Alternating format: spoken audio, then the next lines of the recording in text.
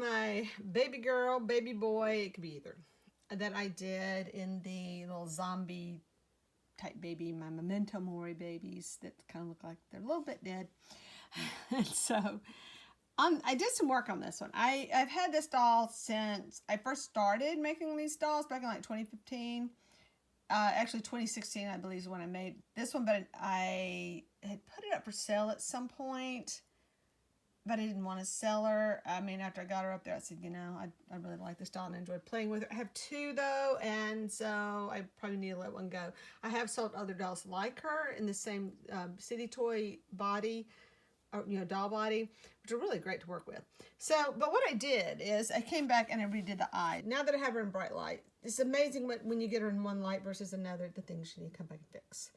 So my redo on the doll included putting more hair. I repainted the hair, gave her really nice darker hair, lots of streaks, and did a tiny bit on the eyebrows. I really didn't want to add too much of those eyebrows, but I gave some new eyelashes because the old eyelashes had just kind of gotten gunked up with the product that I used was Mod Podge to make the eyes at that time make them kind of glowy. But one of the things that I do, and now that I'm looking at it in this light, I'm going to kind of be on the fence with that eyelash. So I put these extra little pieces of eyelash on the end just kind of thicken it. I don't know though. Was that working? It looks good from a distance, but man, when I get up close, just don't look at it close. I used 2 rows of eyelashes, and this was actually a piece of the top row that I used.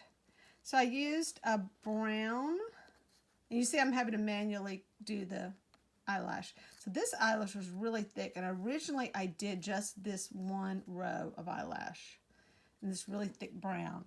And it was really long, and that's why I could trim off a little piece. And I just had it on the area where her old eyelashes were. So then I came back and added, I took them off because I said, they're just not working. Something's not right with this doll. And it was because I love my old eyelashes. I'm losing my voice today. Come on, now this eye you have to kind of get in there and pull it back up. It's sticking. I have tried everything to figure out why it's sticking. And I know why. I mean, it probably got some glue like up in, you know, little pieces that's kind of wedged in that I couldn't get out. When I was taking off the old glue, you can still see some scratch marks on her and her eyes and little tiny pieces of the old Mod Podge and brush strokes. But they were kind of a hot mess, so it was time to do something new with her eyes. I bet she's so heavy she's falling off the shelf. Okay. This doll is very painterly. You know, I just did a lot of globbing paint on her to make her look really rough. And I've come back with some pastels. She's got charcoal. So she is a combination of a lot of work. I really worked hard on this doll. Her hands, I didn't come back and do any more work on her hands because they were in good shape. And then what had happened to her head is I had put a little knit, or crocheted I should say, baby hat on there. And she was out in my studio, and it got really hot and kind of, you know, rainy outside. And this was before I had my humidifier. My dehumidifier. So the humidity and the product that I had used to seal stuck, kind of bonded together. And so it wasn't bad. It would just look like a fuzz on there, but I had to kind of get in there and clean that fuzz off. And in doing so, I was scratching the paint a little bit. So I just said, okay, I'm going to redo the whole hair thing. Anyway, this doll is it's heavy. She's weighted. She weighs about 11 pounds. And she is, I painted her body. And I usually don't paint the bodies, but in this case, I painted the body because I think it made it stronger as far as taking on all this extra weight. But it was stained up, and I wanted to kind of hide all the stains. I love how these dolls are made. They have like little knees, so they kind of see how she's sitting kind of nicely. And because her head is weighted, it tends to loll from one side to the other. I think if I was to redo these dolls, another one, I would put, before I weighted it, doing all this stuff. And on this one versus my doll, my one that I've had, first doll that I did, I have like weighted my doll up to here. This one I did leave it kind of soft so that his head would kind of move a little bit better. But I think I would go back and put wires in them and let that arm be a little bit posable. So right now it's really not posable. That is a change in the future. I just don't want to take this head off and go through all that again.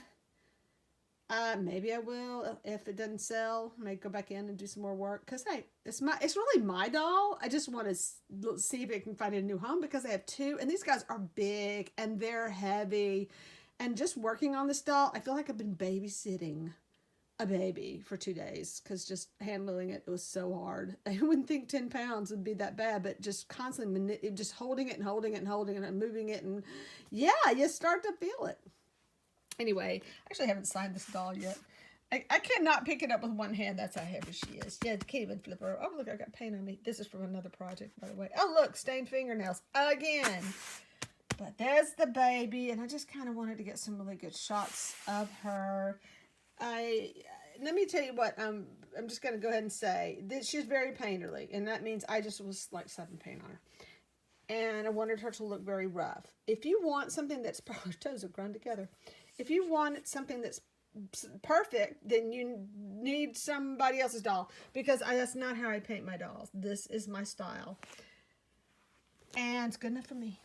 Like I said, I've had her at least 4 years since she's been finished, and she had the sweetest little outfit on that I had to take off. I literally had to unsew, but I wanted to leave her without a sewn on outfit because I wanted her to be able to change clothes, and that is fun because mine, I can change clothes, and I really love that ability. They can wear, like I said, like 3 to 6 month old clothes, and the sky's the limit.